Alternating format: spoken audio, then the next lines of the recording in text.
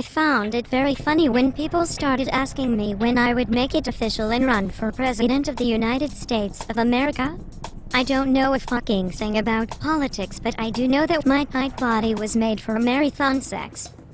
Are you done filibustering, fat fuck? For the people who are interested, fat fuck is a douchebag who calls my show. We are related, but he is missing a vital chromosome.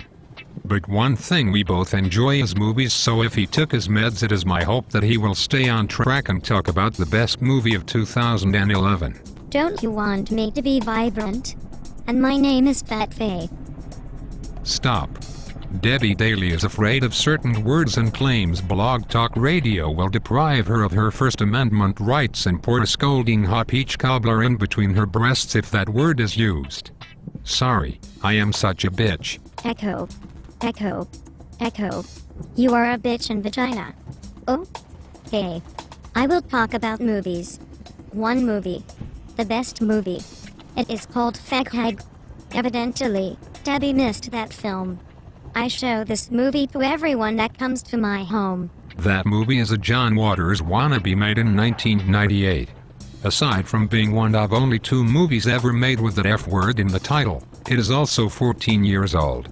But considering how stupid you are, it is amazing you were able to come up with the name of a film off the top of your mini brain. Remember, we are talking about 2011, not any other year. Now, as president of this fine country, I will make it a crime to be a hoarder. You must clean your space biannually. Forever. I came to Mr. Midnight Movie's house last week to clean his room for him.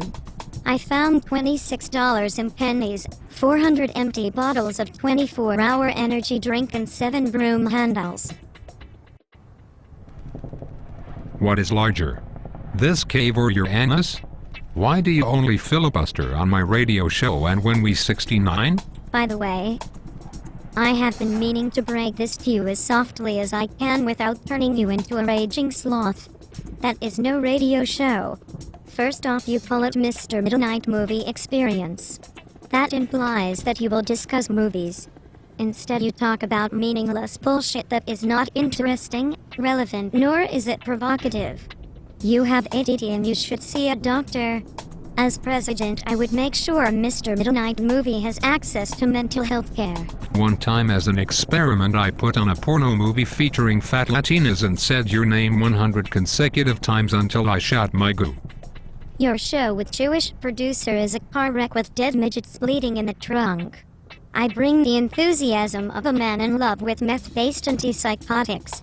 You party like a drunk elderly woman and pretend that you are a conservative Nazi leader. That is more lies. I hate you when you lie. Which is all the time. The best movie of 2011 is Drive. Why? Because I expected it to suck, but it was inspirational.